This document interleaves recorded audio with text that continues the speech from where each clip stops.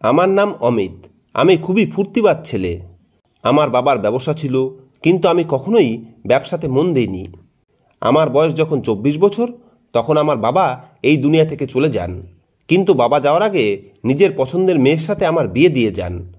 আমার যে বউ ছিল, সে আমার বাবার বন্ধুর মেয়ে আর খুবই শিক্ষিত। মেয়ে হিসাবে সে খুব একটা সুন্দরী ছিল না, কিন্তু আমি সবসময় সুন্দরী মেয়েদের পিছনে পাগল ছিলাম। মানে লাল লাল গাল, গোলাপি ঠোঁটের ফর্সা মেয়ে, কিন্তু পেলাম একে। আমার বাবা বলতো যে, তোর বউ খুবই বুদ্ধিমান, তোর সাথে ব্যবসাও সামলাতে পারবে। এমনিতে তো ব্যবসা আমাকেই সামলাতে হতো, কিন্তু আমি ব্যবসা তেমন একটা বুঝতাম না। আমার বউ বাড়িতে এলে 1 সপ্তাহ আমাদের খুব আনন্দেই কাটলো, কিন্তু তারপরে সে প্রতিটা ব্যাপারে মাথা গলাতে লাগলো। ব্যবসার ব্যাপারে ও সমস্ত জিনিসই বুঝত, ওর কাছে সমস্ত প্রশ্নেরই উত্তর থাকতো। ব্যবসা সম্বন্ধে যদি আপনি খুব ভালো বোঝেন তাহলে ভালো চলবে, আর যদি না বোঝেন তাহলে ডুবে যাবে। আমার বউ প্রতিবার আমাকে নিচু দেখাতে থাকতো, আর এটাই প্রমাণ করতে চাইতো যে সে আমার থেকে বেশি শিক্ষিত, আর সব সময় আমার মাথা খেতে থাকতো। ও এটাও জেনে গেছিল যে আমি শুধু মাধ্যমিক পাস, তাও ঘুষ দিয়ে পাশ হয়েছি, না হলে আমি ফেল করে যেতাম। বউ আমাকে খুব কথা শোনাতো আর বলতো যে, তুমি এখনো পড়াশুনো চালিয়ে যেতে পারো। আমি বলতাম, আমি পড়াশুনো করব না, আমি ব্যবসা সামলাবো। ও বলতো যে, ব্যবসা সামলানো তোমার দ্বারা হবে না। এমনিতে তো ব্যবসা সামলাতে কোনো ডিগ্রির দরকার হয় না, কিন্তু শিক্ষিত মানুষ যেভাবে ব্যবসা সামলাতে পারে, একটা অশিক্ষিত সেইভাবে পারে না। ও নিজেকে সব ব্যাপারেই আমার থেকে ভালো মনে করত। ওর বক্তব্য ছিল, একটা অশিক্ষিত মানুষ যদি ব্যবসা সামলায় তাহলে সে ব্যবসাটা নষ্ট করে দেয়। আমার বউ আমাকে খুব নিচু দেখাচ্ছিল, নাকি ওর কথা ঠিকই ছিল? কিন্তু আমার এরকম মনে হতো যে ও আমাকে নিচু দেখানোর জন্য এসব বলে। আমরা দুজন প্রতিদিন লড়াই ঝগড়া করতাম। ওই যে কথায় বলে না, একটা বুদ্ধিমান মেয়ে কখনোই ভালো বউ প্রমাণ হয় না, সেরকমই একটা বুদ্ধিমান ছেলেও কখনোই ভালো স্বামী প্রমাণ হয় না। আর বোকা মেয়েরা খুব ভালো বউ হয়, আর বোকা ছেলেরা খুব ভালো স্বামী হয়। ও সমস্ত ব্যাপারেই আমার থেকে জিতে যেত, এমনকি ঝগড়াতেও। কখনো কখনো আমার এরকম মনে হতো যে ওর মাথাতে কিছুই নেই। ওই যে গুগল আছে না, যার ভেতরে দুনিয়ার সমস্ত খবর ভরা থাকে, তাকে যাই জিজ্ঞেস করবে সে সেই ব্যাপারেই কিছু না কিছু অবশ্যই জানে, কিন্তু বুদ্ধি বলে কিছুই থাকে না। আমার বউয়ের অনুমান একদম ঠিক হতো, আর ও মানুষের মুখ দেখে পড়ে নিতে পারত। একদিন আমি একটা বিজনেস ডিল করার জন্য রাজি হয়ে গেছিলাম, কিন্তু ও বলল, এই লোকটাকে আমার ঠিক মনে হচ্ছে না। আমি বললাম, ঠিক মনে হচ্ছে না মানে কি? তুমি কি ওর সাথে থাকো, না ওকে জানো? একবার দেখেই তুমি এইরকম কিভাবে বলতে পারো? ও বলল, যা ইচ্ছা তুমি ভাবো, আর আমাকে ডিল করতে দিল না। সেই লোকটা অন্য একটা কোম্পানির সাথে অনেক বড় ডিল করে নিল। আমি আমার বউকে 2-4 সপ্তাহ অবধি কথা শোনাতে থাকলাম, কিন্তু তারপরে সেই কোম্পানি ডুবে গেল, আর আবারও আমি নিজের বউয়ের সামনে হেরে গেলাম, কেননা ওর কথা একদম ঠিক প্রমাণ হয়েছিল। এখন আমার কাছে একটাই কার্ড আছে, যেটা দিয়ে আমি ওকে নিয়ে খেলতে পারতাম, আর সেটা হলো পুরুষত্বের কার্ড। আমি ওকে বললাম, তুমি নিজেকে নিয়ে খুব বেশি অহংকার করো, তাই না? কিন্তু মনে রেখো, মেয়েদের অবশ্যই একজন পুরুষের দরকার, আর মেয়েরা পুরুষ ছাড়া কিছুই না। যদি তোমার সাথে পুরুষ না থাকে, তাহলে এই সমাজ তোমাকে কোনো সম্মান দেবে না। তোমার সমস্ত পড়াশোনা আর বুদ্ধি যা আছে, সেটা কোনো কাজে আসবে না।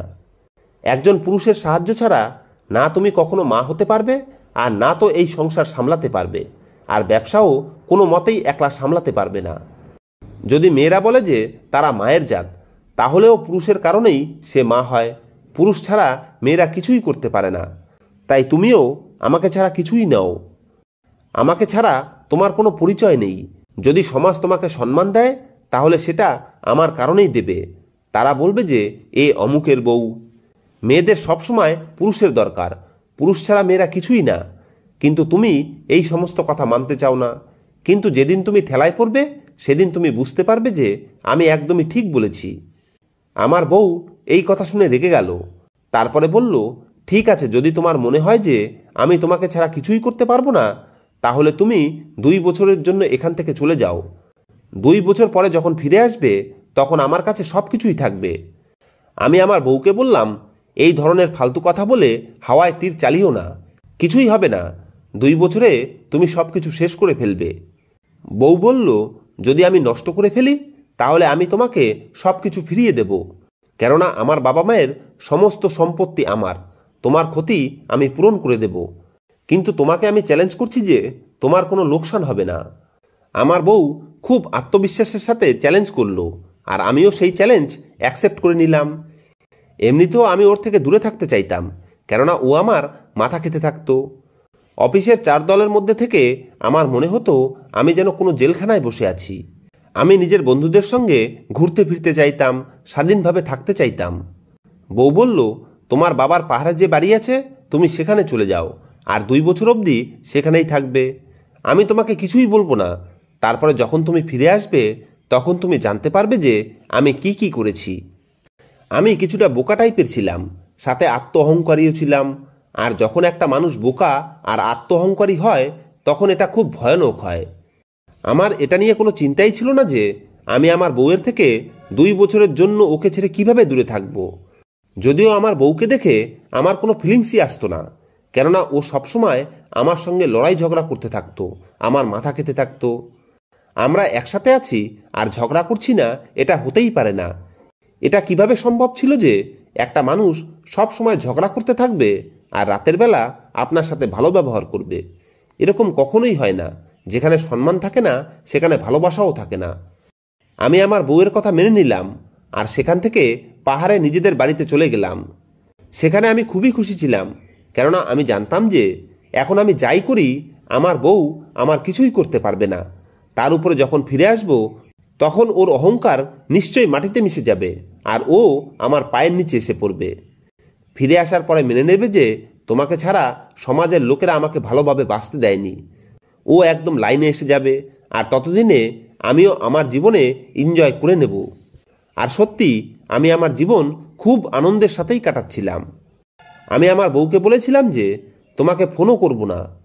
ও বলেছিল, আমার কোনো দরকার নেই তোমার সাথে ফোনে কথা বলার। তুমি একটা হাদা মানুষ, আর তোমাকে সোজা করার রাস্তা আমি খুব ভালোভাবেই জানি। এই মেয়ে কোথা থেকে এসেছিল যে পুরুষকে সিধা করার সাহস দেখায়? ভগবান তাদেরকে বুদ্ধিও পুরুষদের থেকে কম দিয়েছে। মহিলারা বোকা হয়, এই কারণে আমার বিশ্বাস ছিল যে আমার বউ পস্তাবে। কিন্তু বউ তো এটাও বলেছিল যে যদি ও হেরে যায় তাহলে সারা জীবন আমার গোলামি করবে আর আমার সামনে মাথা উঁচু করে কথা অবধি বলবে না। আমি আগে থেকেই জানতাম যে এর পরিণাম কি হতে যাচ্ছে, কিন্তু ও সাথে এটাও বলেছিল যে যদি ও জিতে যায় তাহলে আমাকে সারা জীবন ওর গোলামি করতে হবে। আমি জানতাম যে ও আমাকে ছাড়া টিকতে পারবে না। আমার বাবার বিজনেসে এত সমস্যা ছিল যে ও একসাথে সংসার আর বিজনেস সামলাতে পারবে না, কেননা আমাদের বাড়িও ছোটোখাটো বাড়ি না। এটা পরিষ্কার পরিচ্ছন্ন করতে হতো, চাকরদের উপর নজর রাখতে হতো। ও কিভাবে এইসব কিছু করতে পারবে? কখনোই করতে পারবে না। কাউকে মেরেও ততটা মজা পাওয়া যায় না যতটা তার অহংকার ভেঙে পাওয়া যায়। আর যাদের নিজেদের উপর অহংকার থাকে সেই রকম লোকেদের আমার একদমই ভালো লাগে না। আমি সেই স্থানে শান্তিতে থাকতে লাগলাম। আমার দিন খুব সুন্দর কাটতে লাগলো। কোনো জিনিস নিয়েই আমার কোনো চিন্তা ছিল না। কিন্তু এক রাতে আমার সাথে খুব অদ্ভুত একটা ঘটনা ঘটল। আমি দেখলাম যে বাইরে খুব বৃষ্টি হচ্ছে আর আমার দরজায় কারো টোকা পড়ল। আমি অবাক হলাম যে এত বৃষ্টির মধ্যে বাইরে কে। এরপরে যখন দরজা খুললাম তখন এটা দেখে অবাক হয়ে গেলাম যে একটা পাহাড়ি মেয়ে বৃষ্টির মধ্যে দাঁড়িয়ে আছে। মেয়েটা পাহাড়ি পোশাক পরা আর মুখ কাপড় দিয়ে ঢাকা। মেয়েটা খুব সুন্দরী আর তার চোখ নীল। মেয়েটা বলতে লাগলো, বাইরে খুব বৃষ্টি হচ্ছে, আমার বাড়ি পাহাড়ের উপরের দিকে, তাই আমি যেতে পারবো না, রাস্তা খুব খারাপ। আপনি কি আমাকে এক রাতের জন্য থাকতে দিতে পারেন? সারা জীবনে আমি নীল চোখের মেয়ে তো কি পুরুষও দেখিনি। এই ফার্ম হাউসটাও আমার বাবা বানিয়েছিল আর আমি আগেও এখানে আসতে থাকতাম, কিন্তু আমি অনেক বছর থেকে এখানে আসিনি। যাই হোক, আমি মেয়েটাকে বললাম, অবশ্যই, আমার তো কোনো অসুবিধা নেই। আমি তাকে ভেতরে আসার ইশারা করলাম, তাকে চা বানিয়ে খেতে দিলাম আর একটা কম্বলও দিলাম, কারণ সে পুরো ভিজে গেছিল। এরপরে আমি তাকে বললাম, তুমি এখানে ঘুমাতে পারো, আমি আমার ঘরে যাচ্ছি।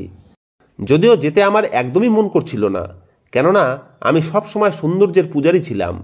সুন্দরী মেয়েদের সাথে আমার বন্ধুত্ব ছিল, কিন্তু বাবা আমাকে বুঝিয়ে শুনিয়ে বিয়ে দিয়ে দেন। যদি তিনি আমার বিয়ে না দিতেন তাহলে এখন আমি কোথাও এনজয় করতে থাকতাম। এই মেয়েটার অর্ধেক মুখই আমি দেখতে পাচ্ছিলাম, কিন্তু সৌন্দর্য কোথায় আর কাপড় দিয়ে ঢাকা যায়। যারা সুন্দরী তারা পর্দার মধ্যেও নজরে এসেই যায়। সৌন্দর্যের একটা আলাদাই চমক থাকে, যেটা দুনিয়ার কোনো পর্দা বা কোনো বোরখা বা কোনো কিছুই লুকাতে পারে না। জানি না এ কোথা থেকে এসেছিল, কিন্তু আমি আমার জীবনে যেরকম চাইতাম একদমই সেরকম ছিল। যেন আমার জীবন কোনো রোমান্টিক রাইটার লিখতে শুরু করেছে। মেয়েটা এত সুন্দরী ছিল আর তাকে এতটা লাবণ্যময়ী মনে হচ্ছিল যে আমি যেতে চাইছিলাম না। তাই আমি তাকে জিজ্ঞেস করলাম কিছু খাবে কি না। সে বলল আমি কিছুই খাবো না। এর কিছুক্ষণ পরেই বৃষ্টি থেমে গেল, যদিও তখন রাত 12টা বাজছিল। আমি তাকে বললাম তুমি এত বৃষ্টিতে বাইরে কি করছিলে? তখন সে বলতে লাগলো যে আসলে আমি দুধ বিক্রি করি, আমার বাবা এই দুনিয়াতে নেই, তাই আমাকেই বিক্রি করতে আসতে হয়। আজকেও আমি দুধ বিক্রি করতে এসেছিলাম, কিন্তু বৃষ্টি শুরু হয়ে যাওয়ায় আমি ফিরে যেতে পারিনি, কেননা রাস্তা খুব খারাপ হয়ে গেছিল। ওর কথাবার্তা একদমই সেরকম ছিল যেমন কাউকে খুশি করার জন্য হয়, আর ও খুব কষ্টে বাংলা বলছিল। আমি বললাম তোমার নাম কি? সে বলল আমার নাম তানিয়া। আমি মনে মনে ভাবছিলাম যে কাশ আমার বিয়ে না হতো, তাহলে আমি একেই বিয়ে করে নিতাম। বিয়ে যদি নাও করতাম, কমসে কম ওর সঙ্গে সম্বন্ধ তো রাখতাম। কতই না সুন্দরী এই মেয়েটা। কিন্তু তারপরে আবার ভাবলাম আমার যে বিয়ে হয়েছে এটা তো এই মেয়েটা জানে না, আর আমার বউও জানবে না যে আমি এখানে কি করছি। কিন্তু শুধু আমার উদ্দেশ্য খারাপ হওয়াতে কিছুই হবে না, এই মেয়েটারও উদ্দেশ্য খারাপ হওয়া চাই। কিন্তু আমার এরকম কিছুই মনে হচ্ছিল না, তাই আমি আমার ঘরের মধ্যে চলে এলাম। কিন্তু ওর সুগন্ধ এখনও আসছিল। আমি ওর সুগন্ধ ঘরে বসেও অনুভব করছিলাম। সারা রাত আমি ঘুমাইনি। সকালবেলা মেয়েটা সেখান থেকে চলে গেলে আমার খুব আফসোস হলো। এরকম মনে হচ্ছিল যে সুযোগ নষ্ট করে দিয়েছি। তার সাথে কোনো কথাই না হয় বলে নিতাম, ওকে না হয় এটাই জিজ্ঞেস করতাম যে আর দেখা হবে কিনা। কিন্তু আমি ভদ্রতা দেখিয়ে নিজের হৃদয় ভেঙে নিয়েছি। আমার বউ বিয়ের পরে 2 সপ্তাহ ঠিকভাবে থাকলো, তারপরেই আমার সাথে ঝগড়া করা শুরু করে দিল, চ্যালেঞ্জ দেওয়া শুরু করে দিল। আমার মুখের উপরে বলতো যে তুমি একটা গাধা, অশিক্ষিত। যদি মেয়েরা পুরুষদের সম্মান না করে তাহলে পুরুষদের হৃদয়ে ভালোবাসা কোথা থেকে উদয় হবে? আমি এমন মেয়ের জন্য সততা দেখাচ্ছিলাম যে এর যোগ্যই ছিল না। এখন আমি ওই সুন্দরী মেয়েটার খেলে ডুবে গেলাম আর ভাবতে লাগলাম আবার কবে ঝড় বৃষ্টি আসবে আর সে আমার দরজায় এসে পৌঁছাবে। এভাবেই 2 মাস কেটে গেল। তারপরে সে একদিন আমার দরজায় এলো আর বলতে লাগলো যদি আপনি দুধ কিনতে চান তাহলে আমার থেকে কিনতে পারেন। আমি তো তার জন্য জীবন দিতে রাজি, তাই আমি তাকে বললাম হ্যাঁ অবশ্যই, আমার প্রতিদিন 2 কিলো দুধ চাই। আমি ভেবে নিয়েছি যে যদি দুধের বাহানা করি তাহলে প্রতিদিন ওর সঙ্গে দেখা হয়ে যাবে। সে বলল প্রতিদিন তো আসতে পারবো না, কিন্তু সপ্তাহে 2 দিন এসে যাব। আমি বললাম ঠিক আছে, আমি রাজি। আমি তো শুধু ওকে দেখতে চাইতাম। যদি ও সপ্তাহে একবারও আসতো তাহলেও আমি তাকে বলতাম যে ঠিক আছে, কিন্তু ও তো সপ্তাহে 2 দিন আসার কথা বলছে। এখন ওর সাথে দেখা হবে, কথা হবে। আমি আমার বউয়ের সাথে শান্তিতে কয়েকদিনও কাটাতে পারিনি, কেননা বিয়ের কয়েকদিন পর থেকেই ও আমার সাথে এই রকম ব্যবহার করতে শুরু করে দিয়েছিল। কখনো কখনো আমার মনে হতো যে আমার বাবা যেতে যেতে আমাকেও মেরে রেখে গেছে। সে আমার বিয়ে একটা মেয়ে নয় বরং একটা পুরুষের সাথে দিয়ে দিয়েছে। তানিয়া এখন আসতে যেতে লাগলো আর ওর সঙ্গে আমার বিভিন্ন কথা হতে লাগলো। আমি ওকে জিজ্ঞেস করলাম যে তোমার বিয়ে হয়ে গেছে, কয়টা বাচ্চা আছে তোমার? যদিও আমি দেখেই বুঝে গেছিলাম যে হয়তো ওর বিয়েই হয়নি। ও বলল না এখনো আমার বিয়ে হয়নি, কিন্তু আমার বাড়ির লোকেরা আমার বিয়ে দিতে চাইছে। আমি দ্বিতীয় ঘন্টা গলায় বাঁধতে চাইতাম না, কেননা প্রথমটার থেকেই আমি এত বিরক্ত ছিলাম যে আমি আর ঘন্টা বাঁধতে চাইতাম না, কিন্তু ঘন্টা বাজাতে অবশ্যই চাইতাম। এই কারণে আমি ওকে নিজের কথায় ফাঁসানো শুরু করে দিলাম। তানিয়া খুবই সরল, ও ধীরে ধীরে আমার কথায় আসতে লাগলো। দিন এভাবেই কাটছিল। একদিন আমার কাছে ম্যানেজারের ফোন এলো আর সে বলল ব্যবসার তো খুবই খারাপ অবস্থা, কিছুই ঠিকভাবে চলছে না। এ কথা শুনে আমি খুব খুশি হলাম আর মনে মনে ভাবলাম এখন আমার বউয়ের অহংকারে ধাক্কা লাগতে শুরু হয়ে গেছে। ও যতটা ক্ষতি করবে সেটা তো আমি ওর থেকে পূরণ করেই নেব। কিন্তু এই কথা শুনে আমি খুব খুশি হয়েছিলাম যে ও ব্যবসা ঠিকমতো সামলাতে পারছে না। মেয়েদের কাজ সংসার সামলানো, তারা রান্নাঘর সামলাবে, এছাড়া তারা কী বা করতে পারে? আর যদি কিছুটা পড়াশোনা জানে তাহলে খুব বেশি হলে মাসে 10-15 হাজারের চাকরি করতে পারে। আর আমার বউ চলেছিল আমার সাথে পাঙ্গা নিতে। বলতো যে তোমাকে ছাড়াও ব্যবসা চালিয়ে নেব আর বাচ্চাও জন্ম দেব। ওর নিজের বুদ্ধির উপরে খুব অহংকার ছিল। তাই এই কথাটা শুনে আমি খুব খুশি হয়েছিলাম, কারণ ওর অহংকার ধীরে ধীরে ভাঙছে। এদিকে তানিয়ার সাথে আমার খুব ভালো বন্ধুত্ব হয়ে গেল। এখন তো ও আমাকে এটাও বলে দিয়েছিল যে তোমাকে আমার খুব ভালো লাগে।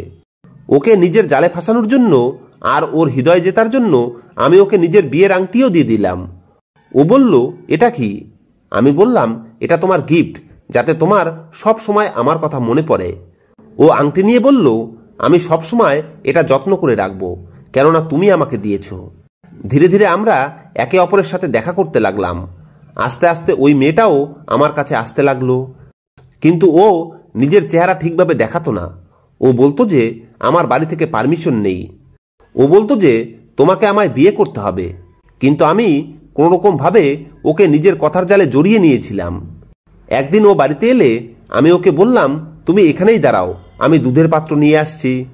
যখন আমি রান্নাঘরে গেলাম তখন আমার কাছে ম্যানেজারের ফোন এলো। সে বলল, স্যার, ব্যবসার তো খুবই খারাপ অবস্থা হয়ে গেছে। কিন্তু আমার এসব নিয়ে কোনো চিন্তা ছিল না। তাই আমি বললাম, যা লোকসান করবে পরে নিজেই পূরণ করে দেবে। এরপরে আমি ওর কথা আর ঠিকভাবে শুনিনি। আর সেই দিনই আমি আমার সেই স্বপ্নটা পূরণ করে নিলাম, যেটা তানিয়াকে দেখতেই আমার হৃদয়ে জেগেছিল। সকালের আলো ফোটার আগেই ও এখান থেকে চলে গেছিল।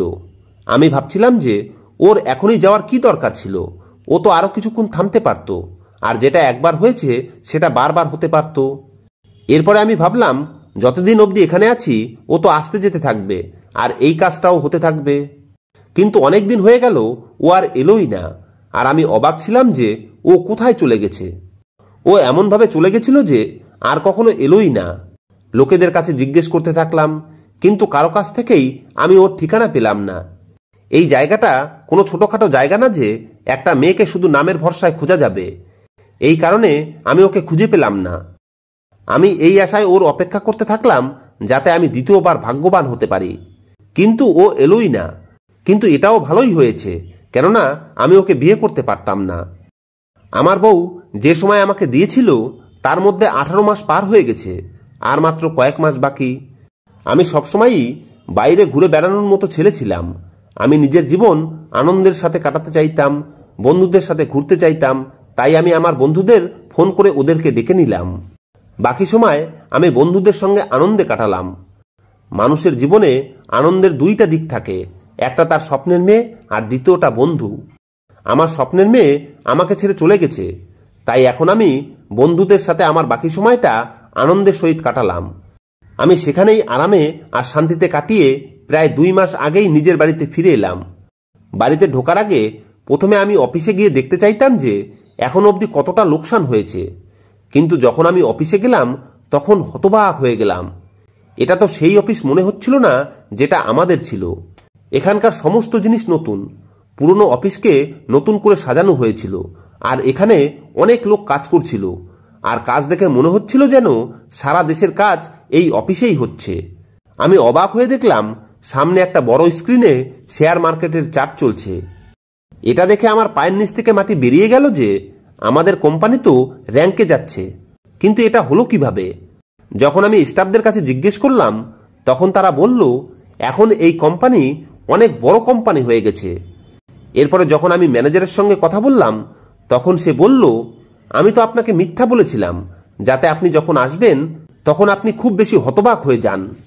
আমাদের কোম্পানি তো অনেক বড় কোম্পানি হয়ে গেছে, আর বিজনেসও খুব রমরমিয়ে চলছে। এই সমস্ত কিছু ম্যাডামের পরিশ্রম আর সবার সঙ্গে ভালো ব্যবহারের কারণে সম্ভব হয়েছে। সত্যি ম্যাডাম এই কোম্পানিকে মাটি থেকে উঠিয়ে আকাশে পৌঁছে দিয়েছেন। তিনি এমন এমন আইডিয়া দিয়েছেন যে আমাদের শত্রুরাও সকলেই পিছনে সরে যেতে বাধ্য হয়, আর আমরা বড় বড় কন্ট্যাক্ট পেতে থাকি। ম্যাডাম এমন গেম খেলতো যে কন্ট্যাক্ট হেঁটে হেঁটে আমাদের কাছে আসে। আমি ভাবতেই পারছিলাম না যে সত্যি এসব কিছু হয়েছে। যাই হোক, আমার বউ নিজের প্রথম চ্যালেঞ্জে জিতে গেছে। এরপর আমি বাড়ির দিকে রওনা হলাম। যখন আমি বাড়ির বাইরে পৌঁছালাম তখন আরও বেশি অবাক হয়ে গেলাম, কেননা বাড়িকে তো মহলের মতো সাজিয়ে নিয়েছিল, তার লুক বদলে দিয়েছিল। আমি তো আরও অবাক হয়ে গেলাম যে যে জায়গাতে আমার পুরনো গাড়ি রাখা থাকতো সেখানে আজকে একটা অন্য গাড়ি দাঁড়িয়ে আছে।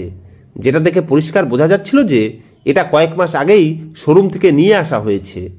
এসব দেখে আমি হতবাক হয়ে গেলাম, কেননা আমার বউ নিজের দ্বিতীয় চ্যালেঞ্জও পূরণ করে ফেলেছে। কিন্তু তারপরেও আজকে আমিই জিততাম, কেননা ও তৃতীয় চ্যালেঞ্জে কখনোই সফল হতে পারবে না। ও আমাকে ছাড়া বাচ্চা কিভাবে জন্ম দিতে পারবে? রাগের বশে যদি আপনি কোনো অসম্ভব চ্যালেঞ্জ করেন তাহলে সেটা জেতা আপনার জন্য অসম্ভব। কিন্তু আমার বউ তো আমাকে খোলামেলা চ্যালেঞ্জ করেছিল। সবচেয়ে হাসি আমার এই জিনিসটা নিয়ে হচ্ছিল যে ও বলেছিল যে আমাকে ছাড়াই ও বাচ্চা জন্ম দিতে পারবে। আমাকে ছাড়া বাচ্চা জন্ম দিতে হলে নিশ্চিত ওকে আমাকে ধোঁকা দিতে হবে। আর যদি ও আমাকে ধোঁকা দেয় তাহলে তো এমনিতেও আজকে আমি ওকে ছেড়ে দেব, কেননা কোনো পুরুষই এই জিনিসটা সহ্য করতে পারবে না যে তার অনুপস্থিতিতে তার বউ অন্য কারোর সাথে এই সব কিছু করেছে। যখন আমি ঘরের মধ্যে ঢুকলাম তখন ঘরের ভেতরটাও খুব সুন্দর লাগছিল, কিন্তু সামনের দৃশ্য দেখে আমার পায়ের নিচ থেকে মাটি বেরিয়ে গেল।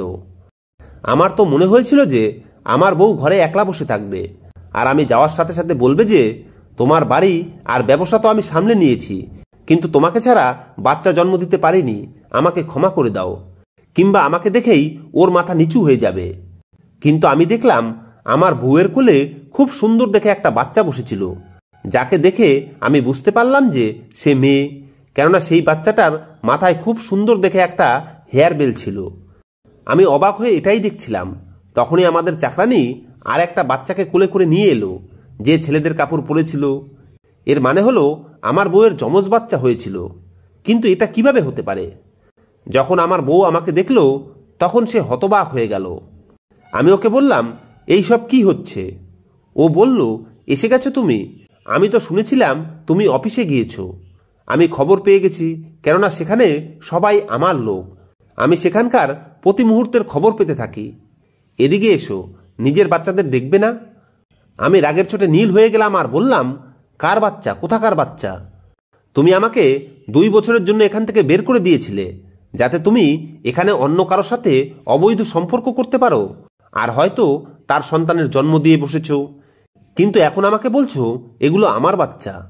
এরা আমার বাচ্চা কিভাবে হতে পারে? আমি তোমাকে 2 বছর অবধি দেখিও নি। লজ্জা করে না এত বড় মিথ্যা কথা বলতে? তোমার কি মনে হয়েছিল এদের দেখে আমি বাচ্চা বলে মেনে নেব? একদমই না। আমার বউ বলল, তোমার বিশ্বাস না হলে তুমি ডিএনএ টেস্ট করাতে পারো। আমি বললাম, আমি কোনো টেস্টের উপরে বিশ্বাস করি না। আজকাল টাকা দিয়ে সব কিছু কেনা যেতে পারে, তুমি যে কাউকেই কিনে নিতে পারো। তোমার কাছে অনেক টাকা আছে, কিন্তু এই বাচ্চা আমার না, আর আমি তোমাকে কখনোই ক্ষমা করব না।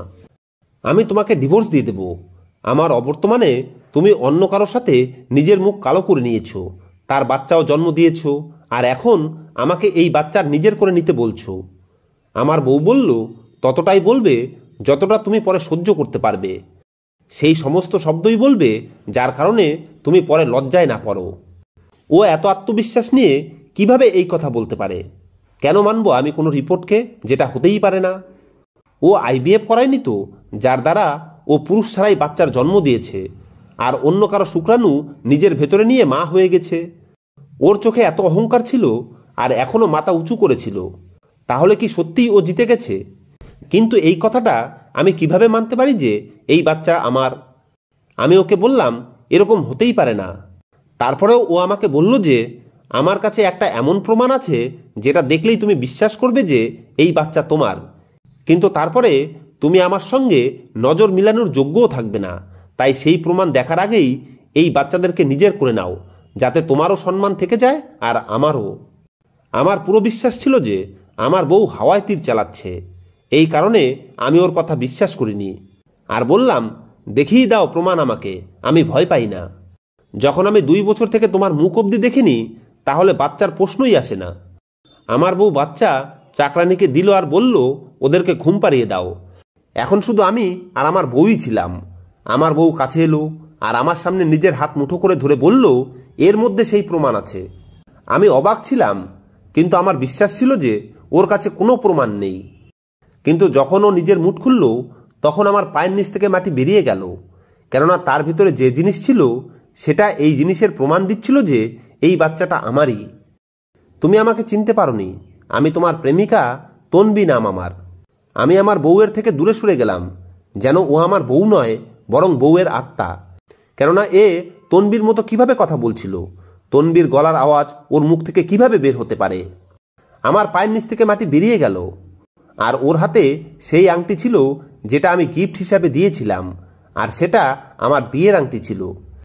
এর মানে হলো আমার বউই তনবী ছিল। ও বেশ বদলে আমার কাছে আসতো। আমার বউ হাসতে লাগলো আর তারপরে বলল, আমি শ্যামলা রঙের মেয়ে ছিলাম।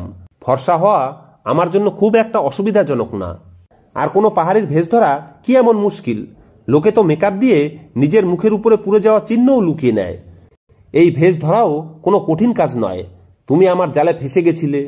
এমনিতেও আমি কখনোই তোমাকে আমার পুরো চেহারা দেখাইনি। আমি দুদোয়ালি হয়ে এখান থেকে 1.5 ঘন্টা গাড়িতে করে পাহাড়ি এলাকায় তোমার কাছে যেতাম।